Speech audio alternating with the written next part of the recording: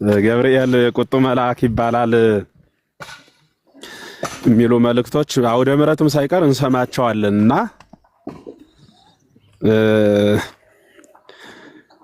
በዕለተ ሕማሙ ወሞቱ ለእግዚእነ ኢየሱስ ክርስቶስ በድርሳነ ማህየዊ እንደምናየው ጌታ በዕለተ ዓርብ የሚደርሱበትን ስቃያት ተመልክቶ ዓለምን ያጠፋ ዘንድ ሰይፍ መዞ እንደነበረና ዓለምን ላጥፋ ብሎ እንደነበረ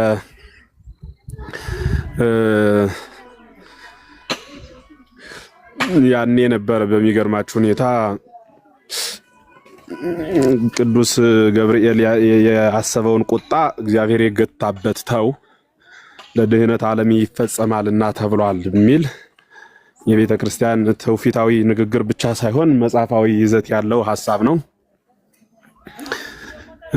ይችን ይዞ ብዙ ሰዎች ገብርኤል ቁጡ ነው፣ ሰይፉን ወደ ምድር ወርውሮት እስከዛሬ ድረስ አልተመለሰችም፣ እንዲህ አይነት ነገሮችን በደንብ አስፍተው ገብርኤልን ቁጡ መልአክ እንደሆነ ይናገራሉ። መላእክት ከራሳቸው በራሳቸው ከእግዚአብሔር ትእዛዝና ሕግ ውጭ ሆነው የሚሰሩት ስራ የለም። የተሰጡት ነው፣ ጸጋቸው ነው። ያን ጸጋ ደግሞ የሚፈጽሙት በትእዛዝ እግዚአብሔር ነው እና ከእግዚአብሔር ትእዛዝ ውጭ ሆነው ከእግዚአብሔር ሕግ ውጭ ሆነው አይንቀሳቀሱም። በነገራችን ላይ መላእክት የእያንዳንዳቸውን ስም ስትጠሩ ሚካኤል፣ ገብርኤል፣ ኤል የሚለው ስም ኤል ማለት ስም እግዚአብሔር ነው፣ የእግዚአብሔር ስም ነው፣ የእግዚአብሔር ስም ነው። ስለዚህ ምን ማለት ነው? ሚካኤል፣ ገብርኤል ማንኛውንም መልአክ ብንጠራው በጠራነው የመልአክ ስም ውስጥ እግዚአብሔር አለ። ይሄ ማለት በተዋህዶት እግዚአብሔር የሚኖሩ ናቸው እያልኳችሁ ነው። የሚንቀሳቀሱት በእግዚአብሔር በኩል ነው። ይሄ የሚያንቀሳቅሳቸው ልክ ባለፍስል እንደነበረው በስልክ በባትሪ እንደሚሰራ አምፖል በኤሌክትሪክ ብቻ አንዱ ባንዱ እንደሚሰራ ሁሉ እነርሱ በእግዚአብሔር ኃይል የሚንቀሳቀሱ ናቸው። ስለዚህ የሚንቀሳቀሱ በእያንዳንዱ በትእዛዝ እግዚአብሔር ነው። ገብርኤል ከእግዚአብሔር ትእዛዝ ውጭ የሆነ ነገር ለራሱ ብድግ ብሎ ፈጥሮ አይሰራም። በእግዚአብሔር የተሰጣቸው ትእዛዝ አለ፣ ስራ አላቸው፣ የሥራ ክፍል የሥራ መደብ አላቸው። በእግዚአብሔር የተመደቡበት ማለት በእግዚአብሔር የተመደቡበት የሥራ መደብ በእግዚአብሔር የተሰጣቸው ትእዛዝ አለ። በዚያ ነው የሚኖሩት እንጂ ገብርኤል ከሌሎች የተለየ ቁጡ ነው ተብሎ መላእክት አንድ አይነት ነው ጸባያቸው። ሁለት ሶስት አይነት ጸባይ የለም። የሚካኤል የግሉ ሐሳብ የገብርኤል የራሱ የለም። አንዲት አሐቲ ህሊና ሆሙ ለመላእክት ይላል። የመላእክት ሐሳባቸው አንዲት ናት፣ አትወጣም አትወርድም። በቃ አንዲት ሐሳብ ነው ያለቻቸው። አንዲት ሐሳብ አንዲት ህልውና ነው ያለቻቸው። አንዲት ማለት ሰው ግን ብዙ ህሊና አለው። ሰው ያምናል፣ ይክዳል፣ ይጠራጠራል፣ ብዙ ነገር አለው አይደለም ሰው የሚባለው እንደምታውቁት። በቃ የመላእክት ግን እንደዚያ ነው ማለት ነው ባጭሩ። ስለዚህ አንድ አይነት ጸባይ ያላቸው፣ አንድ አይነት ተፈጥሮ ያላቸው፣ አንድ አይነት ህይወት ያላቸው፣ ካመኑም አይክዱም። በነገራችን ላይ ከካዱም አያምኑም። መልአክ ካመነ አይክድም፣ ከካደ አያምንም። አምኖ በፍጹም አለመካድ በሚካኤል በገብርኤል፣ ክዶ በፍጹም አለማመን በሳጥናኤል ተመልክተናል። ስለዚህ ምን እያልኋችሁ ነው? አንድ አይነት ወጥ የሆነ ሐሳብ ነው ያላቸው። እንደ ሰው ከገብርኤል ትንሽ ከሚካኤል ትንሽ ገብርኤል ቆጣ ደግሞ ከዚህ እንዲህ የሚባል የለም። እግዚአብሔር እንደሰጠው ተልእኮ ነው እንጂ እንዲህ የሚባል ነገር የለም። ገብርኤል አዎ እንደዚህ ለይተው ለገብርኤል ብቻ እየቀጸሉ የሚናገሩ ሰዎች አሉ። ያደረገውን ተአምር እንናገራለን እንጂ ቁጡነቱን ግን ከምንም ለይተን ለገብርኤል ብቻ አናድልም። ገብርኤል ቁጡ ቢሆን ከእግዚአብሔር ትእዛዝ ውጭ የሚሰራ ቢሆን አናንያ ዛሪያን በእሳት ውስጥ ሲያገኛቸው እኮ እሳቱን አጥፍቶ ደግሞ እዛ ላይ የተሰበሰበውን ሕዝብ መጨረስ ጣዖቱን ማፍረስ ተስኖት እኮ አይደለም። ቁጡ መልአክ ቢሆን ማን ይተርፍ ነበረ? ዛሬ በአውሮፓ ዛሬ በምዕራባውያኑ ዓለም የሚፈጸመው በሰው ልጅ ላይ የሚደረገው ግፍ ሰው አካሉን እስኪለውጥ ድረስ የአራዊት ገጸ ባህሪን እስኪላበስ እንዲያ ሲጓዝ ጾታ አስጠለይ ብሎ ወንድነት ደብሯቸው ሴትነትን ገንዘብ ሲያደርጉ ሴትነት አልስማማቸው ብሎ ወንድነትን ገንዘብ ሲያደርጉ የንቅለ ተከላ ስርዓት ሲፈጽሙ ገብርኤል አልሰማ ሆኖ መስሏችሁ? የእግዚአብሔር ምሕረት የገብርኤልን ኃያልነት ስለሚገድበው ነው እንጂ አንድ ቀን እንኳን ይሄንን ዓለም ማዋል እኮ አይቻልም። በሰው በመላእክት ፊት በሚሰራው አጸያፊ ስራ አንድ ቀን ማዋል አይቻልም። ዲያብሎስ ዓለምን አንዴ እንደ ስንዴ ላበጥር ብሎ አለ አይደል? ምን መጽሐፍ አንዴ ላበጥረው ብሎ ለመነ ማለት ዓለምን ማለት በጠቅላላ የካደው በጸጋ ላይ ጸጋ የማይጨመርለት የተራቆተው ዲያብሎስ ዓለምን እንደ ስንዴ በሰፌድ ይዞ የሚያበጥር ከሆነ ሚካኤልና ገብርኤል ከእግዚአብሔር ጋር ያሉት እሱ ከእግዚአብሔር ተለይቶ ዓለምን የማበጠር ኃይል እንዳለው ከተናገረ እነርሱ ከእግዚአብሔር ጋር ያሉት ዓለምን በጠቅላላ ምን ማለት ይችላሉ?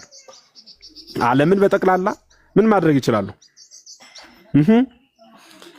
እንደፈለጉ አፍርሰው መስራት ይችላሉ ተብሎ ማለት ዓለም በእነሱ ፊት ምንድናት? ምንም እኮ ሰው ስላለበት ስለ ሰው ክብር ነው እንጂ መላእክት ወደ ምድር ተላኩ ታዘዙ ምንል ስለ ሰው ክብር ተብሎ ነው እንጂ ምድር የምትባል ጣቀለህ ዛሃትና ብሎ እግዚአብሔር ቢያዝ እኮ ዝም ብሎ እዚህ የሰነፍ ሴት እንጀራ አስመስለው ይወስዷታል በፌስታል። ምን አለው ብላችሁ ነው? ምንም ቀለል አድርገው ማለት ከነሱ ዘንድ ሲታሰብ እንደዚያ ነው። ባጭሩ ምን ለማለት ነው? እሱን እንድትይዙ አደራ ለማለት ነው። እና አንዱ መልአክ ከአንዱ መልአክ ይለያል የሚባል አስተምህሮ ፈጽሞ የለም። በህሊና ማለት በህሊና በሐሳብ ከዚያ በኋላ በስልጣን በደረጃ ደግሞ እግዚአብሔር ለእያንዳንዱ የሰጣቸው ስራ አለ። ዝናማትን የሚያፈራርቁ መዓልትና ሌሊትን የሚያፈራርቁ ይሄ በእግዚአብሔር የተሰሩትን ለዚያ ደግሞ ጠባቂ የሾመለት አለ። ጠባቂ ያላቸው ለእያንዳንዳቸው ለተፈጠሩት ፍጥረታት ማለት ነው። እሱን በሚገባ ማየት ጥሩ ነው ማለት ነው። ስለዚህ እሱን መያዝ ነው። ተለይቶ ተጽፎ ሲገኝ ደግሞ ልዩ ልዩ ጽሁፍ ማለት ነው ይገኛል። ለገብርኤል ይገኛል፣ ለሩፋኤል ይገኛል፣ ለሚካኤል ይገኛል፣ ለሌሎቹም ይገኛል አይደለም? ልዩ ጽሁፍ ማለት ነው። እንዲህ አይነት ልዩ ጽሁፍ በመናገኝበት ጊዜ አንተን የሚመስልህ የለም፣ አንተ ከሁሉ በላይ ነህ ምናምን የሚል ቃል ሲገኝ ይሄንን በምንድን ነው መረዳት ያለብን? ለሰውም ተነግሮ እናገኘዋለን ማለት ነው። ለሰው ለምሳሌ ሴቶች ከወለዱት መካከል እንዳንተ ያለ የለም ይባላል። ማን? ዮሐንስ። እንዴ ድንግል ማርያም ደግሞ ከሱ በላይ ሆና እናገኛታለን። ደግሞ ሌላ ደግሞ አንዱ የሚበልጥ እናገኛለን። እና ምን ማለት ነው ከተባለ በቃ ጸጋ ብዙ ነው ማለት ነው። በቃ ዝም ብሎ በሚበዛው ለመናገር በቃ ጸጋውን ለማክበር አንተ እኮ በቃ ልዩ ነህ እንላለን አይደል? እንዳንተ ያለ ሰው የለም እኮ እንላለን። ግን ማት ሰው ሞልቷል እኮ እንዲያ የምንለው ሰውዬ ብዙ ሰዎች እዛው ጎረቤት ብንፈልግ ይበልጡታል እንኳን አገሩን ፈትሸን ማለት ነው። ስለዚህ አንዳንዴ በሚያበዛው መጽሐፍት ዝም ብሎ በሚያበዛው ይናገራል። በሚያበዛው በቃ እንዳንተ ያለ እኮ የለም ብለን እናገራለን። ስለዚህ ልክ አንዱ ንግግር አሁን ሚካኤልን በቃ በምህረት አንተን የሚመስልህ የለም፣ በተራዳይነት አንተን የሚመስልህ የለም ሚል እናገኛለን አይደል? ስለ ሚካኤል አሁን ሚካኤልን በምህረት የሚመስልህ የለም ስንለው ምን ማለት ነው? የእግዚአብሔር ምህረት ተሸክመ ወደ ሰው ልጆች የምትላክ ነህ። በቃ መሐሪ እግዚአብሔር ሲልክ የምትምር መሐሪ ነህ አንተ ብለን መናገራችን ነው። ለመቅሰፍት አይደለም የምትመጣው ማለታችን ነው። እና ገብርኤል ሲባል እርሱም ለምህረት ነው የሚመጣው። የዓለም ምህረት በራሱ ድህነት ዓለም እኮ የመጣው እኮ በገብርኤል ትከሻ በኩል እኮ ነው። ድህነት ዓለም ነው ማለት መዳን የሚባለው በራሱ ድህነት የሚባለው 5500 ዘመን የነበረው ያ ተስፋ ማጣት ያ መዘጋት እኮ በሩ የተከፈተው በገብርኤል በኩል ነው። በገብርኤል በኩል ነው። እሱ ነው መጥቶ ተናገረ ማለት ነው። ያኔ ይኩነኒ ያለች ማለት ነው። ቆጦ ቢሆን እኮ ገብርኤል እኔ እንጃ አላውቅልሽም ብሎ አንገራግሯት፣ እሷም እንዲህ ከሆነ አንተ ከእግዚአብሔር የተላክ ሳትሆን ከሳጥናኤል የተላክህ ነህ ብላ እሷም አልቀበል ብላ ድህነታችን በዘገየ ነበር። የእግዚአብሔር ምህረቱ ብዙ ስለሆነ እሱም ቁጡ ስላልሆነ በሚገባት ነገራት። ይኩነኒ ያለችው አካላዊ ቃል ስጋን ሆነ። ቀራንዮ ላይ ሄዶ ሞታችንን በሞቱ ገደለልን ማለት ነው። ስለዚህ እሱን እንድትይዙ ነው። ለአንዱ መልአክ ብቻ ተነግሮ ሲገኝ ዝም ብሎ በሚበልጠው ለመናገር በሚበልጠው ማለት ምን ማለት ነው? ለምህረት ብዙ ጊዜ የሚላከውን እንደዚያው ለመዓትም የሚላኩ መላእክት እኮ አሉ። ከቅዱሳን መላእክት ወገን ሆነው ለመዓት የሚላኩ ማለት ነው። ለመዓት 12 ነፋሳት አሉ ይላል አይደለም ሄኖክ። እነዚህ መካከል 4ቱ የምህረት ነፋሳት ይባላሉ በዚህ ዓለም የሚላኩ ማለት ነው። 8ቱ ግን የመዓት የሚባሉ አሉ ተዘግተው የተቀመጡ ማለት ነፋስ ይወል እንደ መኪና ጎማ ዘግቶ የሚያስቀምጥ አምላክ ነው ያለን። መልአኩ ቅዱስ ገብርኤል እንግዲህ በቃል ተነግሮ በሰው አንደበት ተዘርዝሮ የሚያልቅ እና የሚፈጸም ስራ የሰራ መልአክ አይደለም፣ ከዚያ በላይ ነውና ሁላችንም ብንናገርለት አንጨርሰውም። በቀደመ ዘመን በመላእክት ዘንድ የነበረውን ሽብር ያረጋጋ ብቻ ሳይሆን እሱ ራሱም የረጋ ዲያብሎስና ሰራዊቱ ወደ ጥልቁ ሲወረወሩ 99ኙን ነገድ ያጸና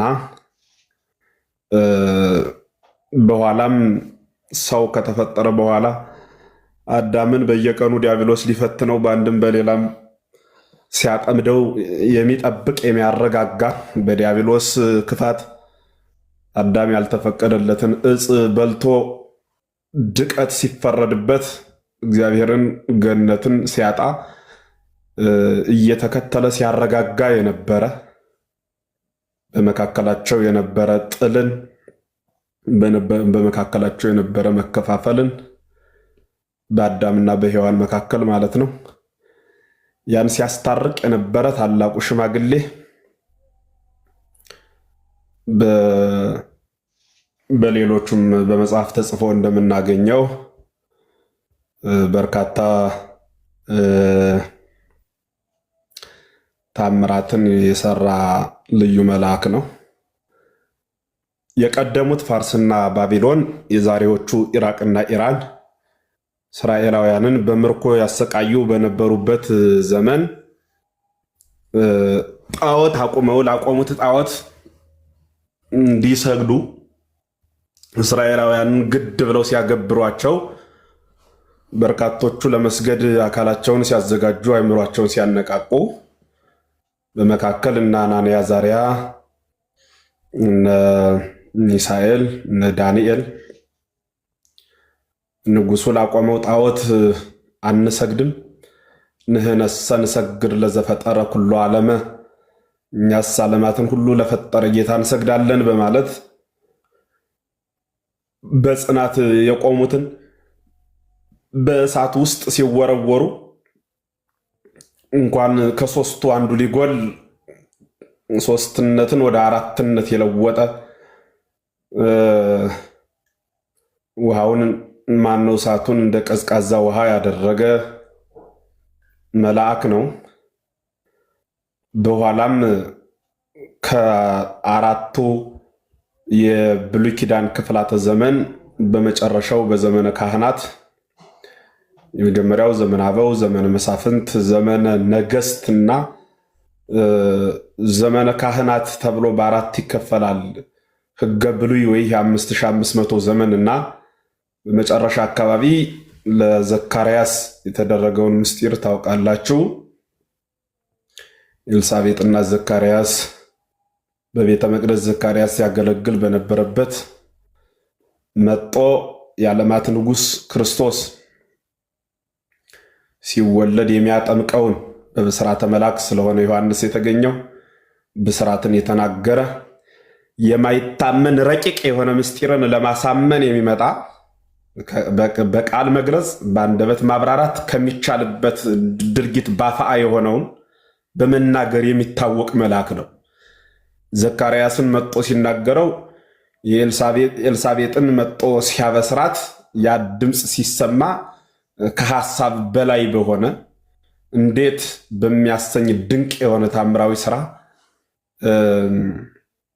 ቃሉን በእምነት ለተቀበሉት ይበል ብሎ የሚሄድ ጥርጥርን ለሚያመጡ ደግሞ ጊዜያዊ ቅጣት የሚሰጥ የማይጨክን ርኅሩህ ዳሩ ግን ደግሞ ቆፍጣና የሆነ ጊዜያዊ ቅጣት የሚሰጥ መልአክ ነው። ዘካርያስን ቀጦት እንዳየነው ማለት ነው። እንዲህ የሚያደርግ ነው። በኋላም ማንም ሊለው የማይችለውን እኔ ብላክ አልልም፣ አንዲቱን ምንም ወንድ የማታውቅ ድንግል የሆነችን ሴት ሂድና ዝም ብለሽ ወንድ ሳይኖርሽ ትወልጃለሽ በላት ቢሉኝ ይጠራጠራሉ። ሌላም ቢባል ይጠራጠራል።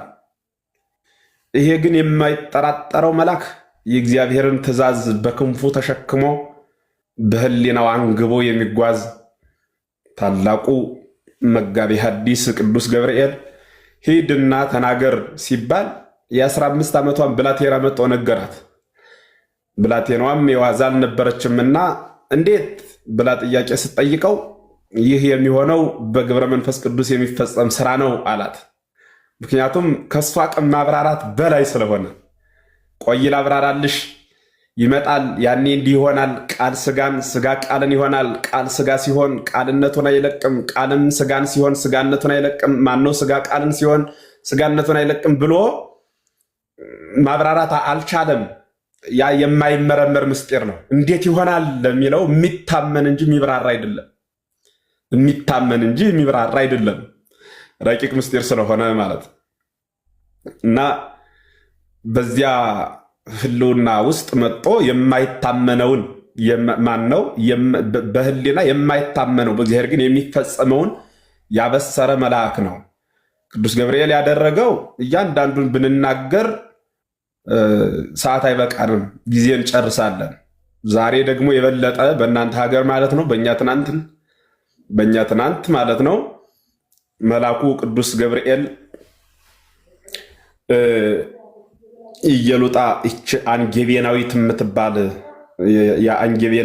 አንጌቤን በሚባል አውራጃ የምትኖር ኢየሉጣ የ3 ዓመት ሕፃን ይዛ በዘመናቸው ጣዖት እያቆሙ ነገስታቱ የሚያመልኩትን እነርሱ ጣዖት አቁመው ጣዖት አመልከው አምላካቸውን ክደው የካዱ ብቻ ሳይሆን የሚያስክዱ የምናመልከውን አምልኩ እያሉ ሰውን የሚያስገድዱ ነበሩ ማለት ነው። ሰውን የሚያስገድዱ።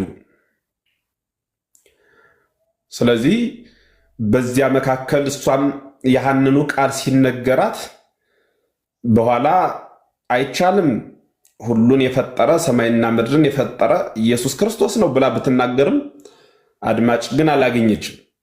ዓለምን የፈጠረ ጣዖት ነው አሏት። በፍጹም አለች። እሳት አንደው በእሳት በተጠበሰ ብረት ወይም ድስት ውስጥ በዚያ መካከል እንድትገባ በዚያ መካከል ድምፅ አለጽህርት ከመነጎድጓደ ክረምት ይለዋል።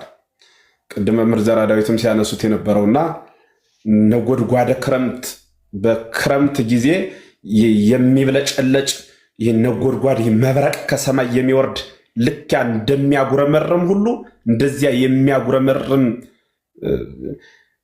ፍላጻ የሚናከስ የሚባላ አካልን የሚበሳሳ ነገር አዘጋጅተው ያን እያሳዩ ነበረ። ከዚህ እሳት መዳን ትችላለች፣ እሷም ልጇንም ማዳን ትችላለች። ስጋዋን ስታድን ግን ነፍሷን ታጣለች። የክርስቶስን አምላክነት ስትክድ በስጋ ትኖራለች። በክርስቶስ ስትታመን ግን በዚያ ዘመን በእሳት ትበላለች። ያኔ በፍጹም ስትል በኋላ ሴት ናትና ፍርሃት እንኳን ሲያጠቃት የ3 ዓመቱ ሕፃን ጥበይኬ እያለ እናቴ ጨክኝ። ይህ አሁን ዛሬ የምታየው ዕለታዊ ሞት ሊመጣበት የሚችል ነው።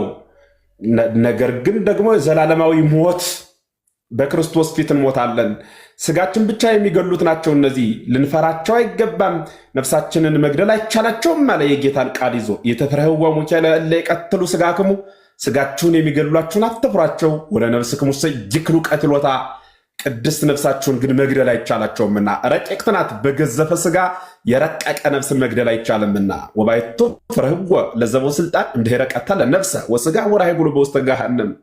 ነገር ግን ነፍስን እና ስጋን ሁለቱን በገሃነም የሚቀጣውን የሚገለውን እርሱን ፍሩት እንጂ የሚለውን ጥቅስ ማቴዎስ ወንጌል ምዕራፍ 10 ቁጥር 27 ጀምሮ ያለውን ሰበካት ለእናቱ ማለት ነው። ይህ ሞት ጊዜያዊ ሞት ነው አለ። የ3 ዓመቱ ሕፃን በንጉሱ ፊት ቀርቦ ተጠየቀ። ያን ግብረ መልስ ሰጠ ማለት በኋላ እግዚአብሔር ለዘላለም አሸናፊ ነውና እንደ ንጉሱ ሐሳብ ሞተ፣ ተከተተ፣ አለቀ ብሎ ወደሚነደው እሳት ሲጥላቸው መልአኩ ቅዱስ ገብርኤል መጥቶ አተረፋቸው ማለት ነው። መልአኩ ቅዱስ ገብርኤል መጥቶ አተረፋቸው። ስለዚህ ቅዱስ ገብርኤል ማለት አምላኮ ሰብ ማለት ነው። በራሱ የስሙ ትርጓሜ ቢገርማችሁ አምላኮ ሰብ ማለት ነው። ይህ ስም በሐዲስ ኪዳን የወጣለት አይደለም።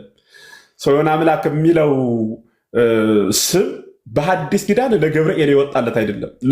ነገረ ስጋዌን በስሙ ተሸክሞ የኖረ መልአክ ማለት ገብርኤል ነው። ይኸውልህ ገብርኤል ይሉሃል፣ ነገረ ስጋዌን በስሙ ተሸክሞ የኖረ መልአክ ማለት ነው።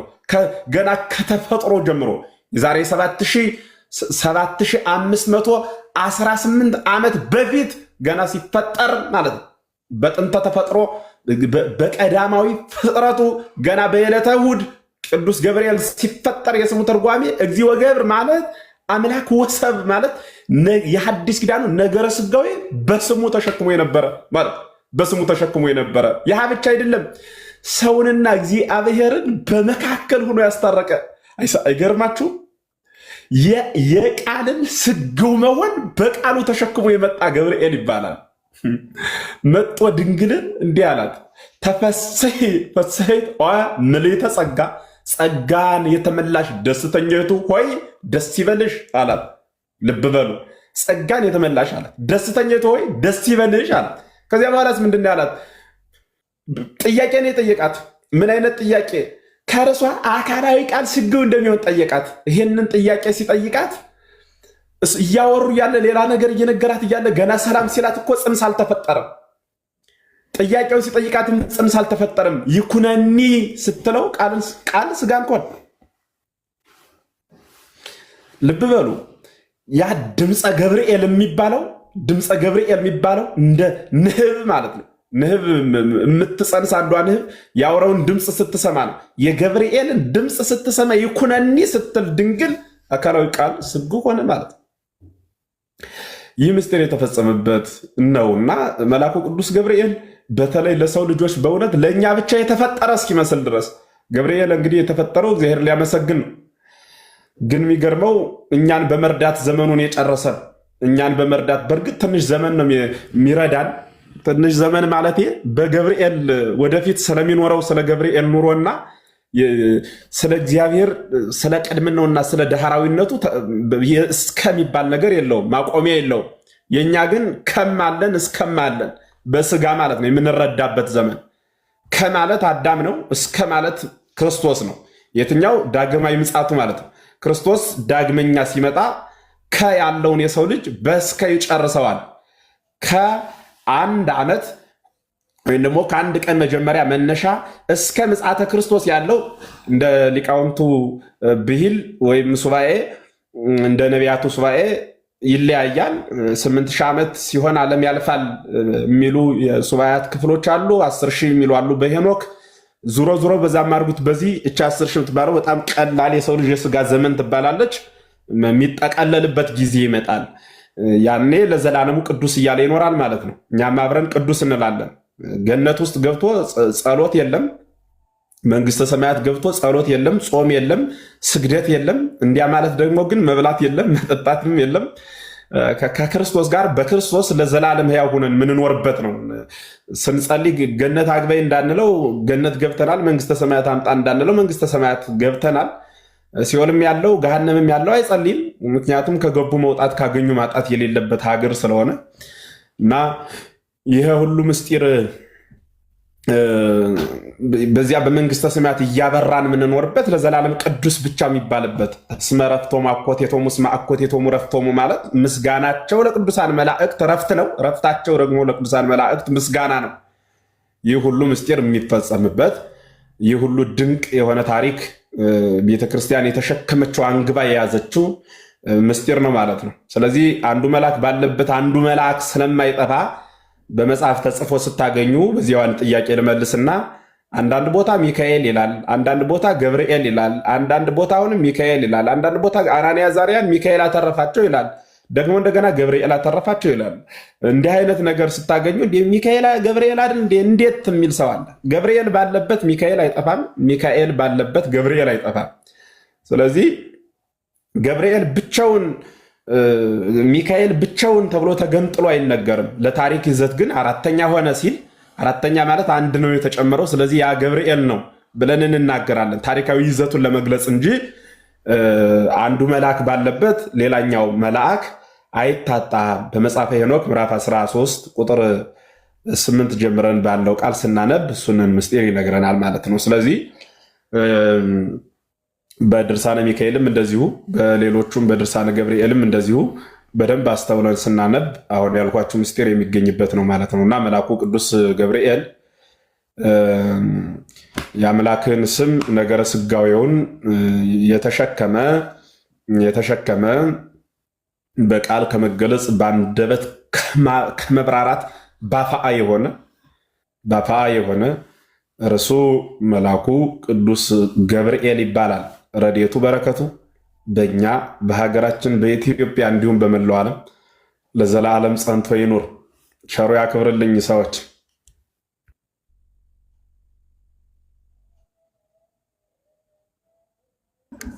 አይ ቲንክ ዶክተር ተኛ መሰለኝ አለ ዶክተር። እሺ ቃሉ ታሰማልን መምህር፣ እግዚአብሔር ይስጥልን።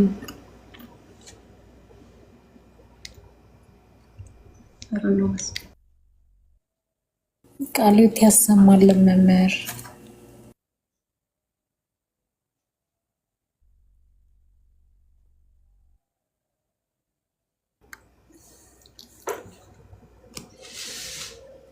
ዶክተር አለክ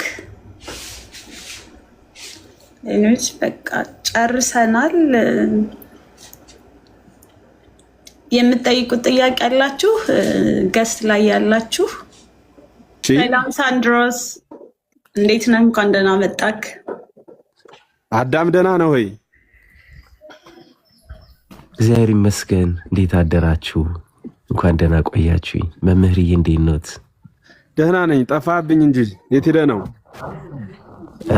መጥቼ እኮ ኧረ መጥቼ ነበር እናንተው ጋር ጉባኤው ላይ ስፈልጎት አጣሁት። ነው እንዴት? አልነበርሁም። ብፁዕነታቸው ጋር ተገናኝተን ተመለስኩ። አዎ አይ ነግረውኛል። አይቻለሁ። ወደ አሁን አራም ሄዳችሁ ነበረ አይደል? ጣና ላይም ገዳማቱን ጋር ሄድን። በቅርብ ያው አንድ መንፈሳዊ ፊልም አለ እዛ የሚሰራ የኔታ ጋ ነው። እሳቸው እየገመገሙት ነው ስክሪፕቱ። ከተፈቀደ ያው እንግዲህ እናንተ ጋር መክረሚያ አይቀርም። በጣም ግሩም። አይ ጥሩ ነው። አይ መልካም ነው። እስኪ እንገናኛለን። እኔም እመጣለሁ ሰሞኑን ወደ አዲስ አበባ ደብረ ብርሃን አለን ጉባኤ። በዚሁ አጋጣሚ እዚህ አንድ 80 በላይ ሰው አለና አንድ መልእክት ላስተላልፍ። ለመጀመሪያ ጊዜ እስከዛሬ ድረስ በዚህ በአገልግሎት ከመጣሁ ገንዘብ ማስተባበር የሚባል ቦታ ላይ ተገኝቼ አላውቅም። አንዳንዶቹ ስለማያሳምኑኝ፣ ሌላኞቹ ደግሞ ይሄ ኮሚሽን ተከፍሎባቸው የሆነ ነገር ቤተክርስቲያን ከማገልገል ይልቅ ገንዘብን ያስቀደም አሰራር ስለማይ በዚህ ምክንያት ነው። በሁለተኛ ደረጃ ደግሞ ዝም ብሎ ሳያገለግሉ ወደ ልመና ቢገቡ የአገልጋይነት ሳይሆን የለማኝነት ማይረግ ነው ያለ የሚሰጥና መጀመሪያ ማገልገሉ ጥሩ ነው ብዬ ስላሰብኩኝ ተሳትፌ አላውቅም። በአሁኑ ግን በታሪክ አጋጣሚ የብሉይ ኪዳን ትምህርቴን የተማርሁት ደብረ ብርሃን አንሳስ ማርያም ነውና ደብረ ብርሃን እያለሁ አንሳስ ማርያም ሰንበት ትምህርት ቤቱ ወደ 60 ዓመት ዘመን ያስቆጠረ ሰንበት ትምህርት ቤት አለ። በጣም አንጋፋ ሰንበት ትምህርት ቤት።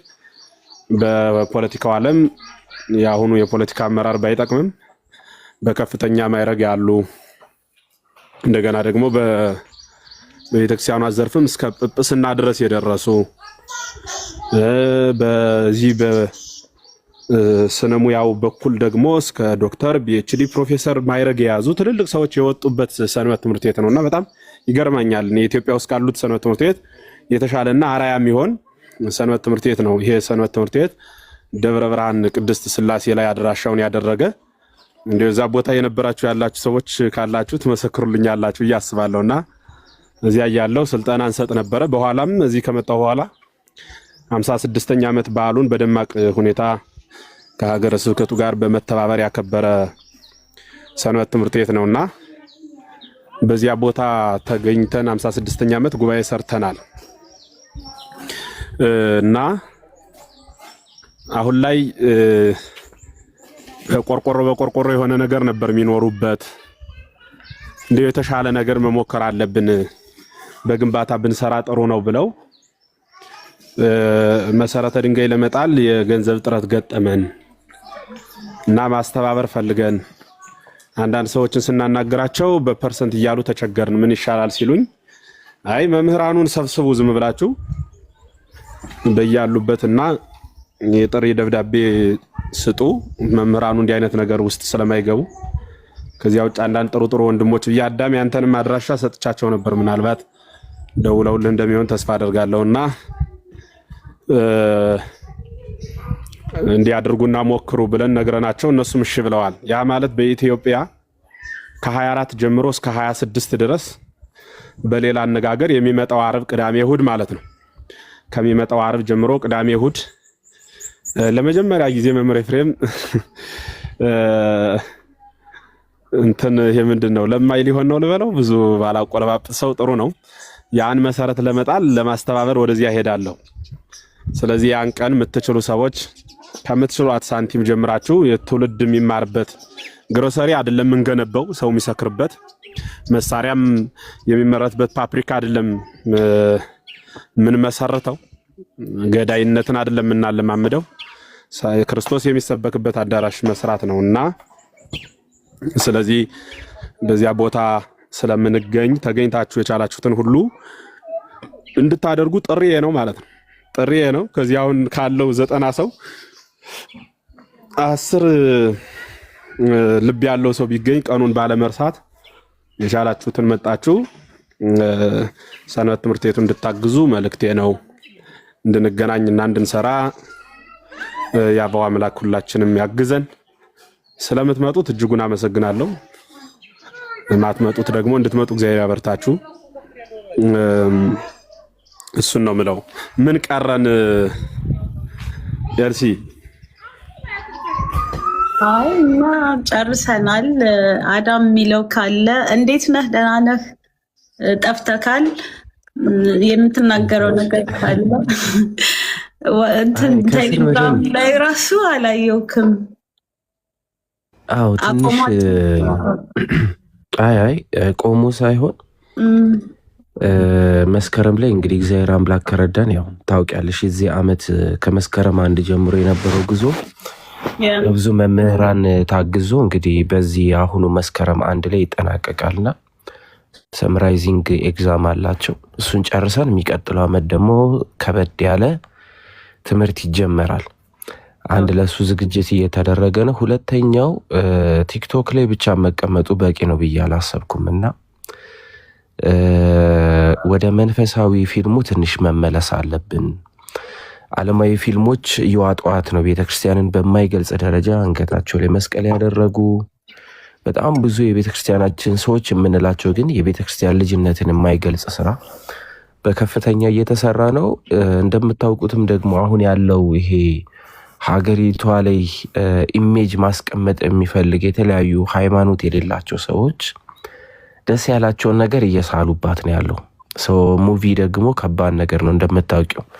አንድን ሀገር ይገነባል፣ አንድን ሀገር ያፈርሳልና ይሄ ሁሉ ገዳማት ይሄ ሁሉ አብያተ ክርስቲያናት ባሉባት ሀገር ላይ ቢያንስ ከግብፅ አባቶች እንኳን መቀራረብ የሚችል መንፈሳዊ ስራዎች ባይኖሯት ትንሽዬ ነገር ግን መታየት አለባት ተብሎ እሷ ስክሪፕት ተጽፎ እንግዲህ ያው ብፁዕ አባታችን አቡነ አብርሃም ጋር አስገብተናል። ከተፈቀደ እንግዲህ ተከታታይ ለ1 ወር የሚሆን ስራ ይዘን እንመጣለን ሲቀረጽ ማለት ነው።